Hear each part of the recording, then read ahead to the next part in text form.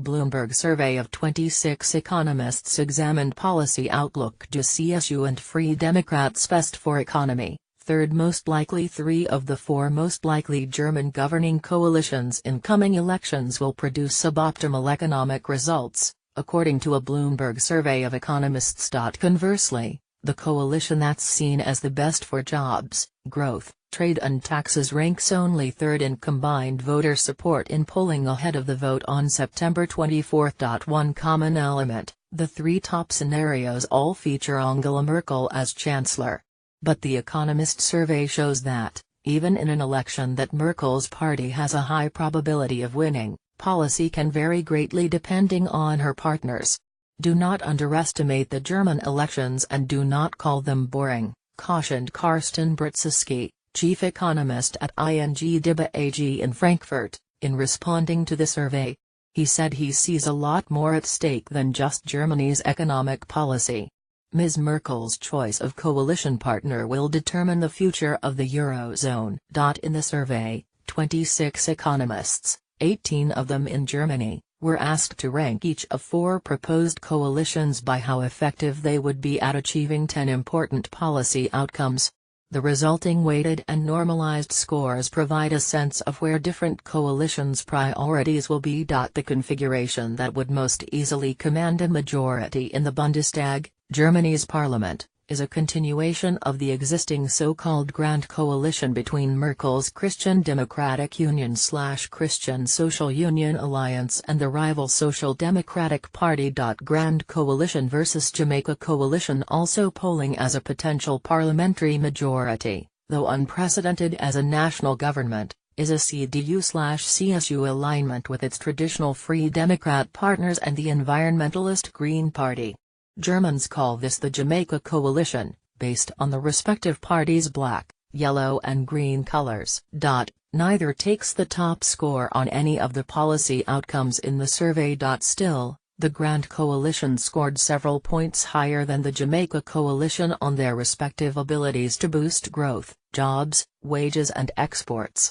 It would also be better at improving relations with Turkey, which have soured in recent years, and be more likely to abandon a balanced budget. The survey showed. 8 graphics on the German economic miracle Merkel is banking on. While a grand coalition has governed Germany for 8 of Merkel's 12 years as chancellor, the SPD may balk at playing the role of junior partner for another 4 years. Best case scenario: the ideal government, per the economists, would be a mashup of the CDU/CSU and pro-business Free Democrats, which has been the most frequent coalition in post-World War II Germany.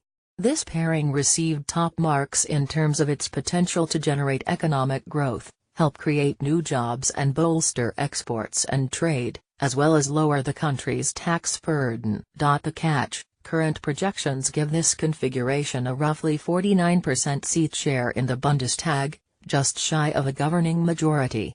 Which means either the CDU/CSU or the Free Democrats have to outperform the polls come September 24, or additional parties need to miss the nationwide 5% vote threshold. Pollsters have a less than stellar track record when it comes to forecasting recent elections, having missed the June 2016 Brexit referendum and the UK Conservatives' electoral setback earlier this year. Not to mention President Donald Trump's surprise victory in last year's U.S. election.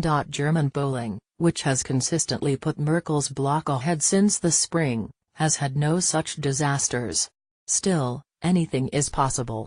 Imagine that the SPD ultimately emerges as the largest party in the Bundestag.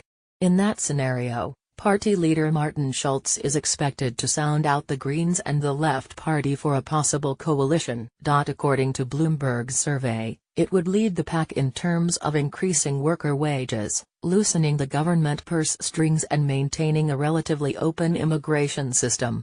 The SPD's Schulz has been campaigning to become chancellor, not vice-chancellor in a grand coalition, wrote Marius Deheim, senior rates strategist for SEB AG in Frankfurt.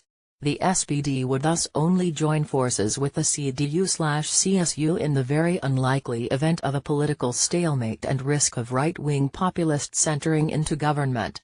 Learn more with Bloomberg's Guide to German Coalitions. Any such deal-making will start only after the results are on September 24, including the critical third-place finisher.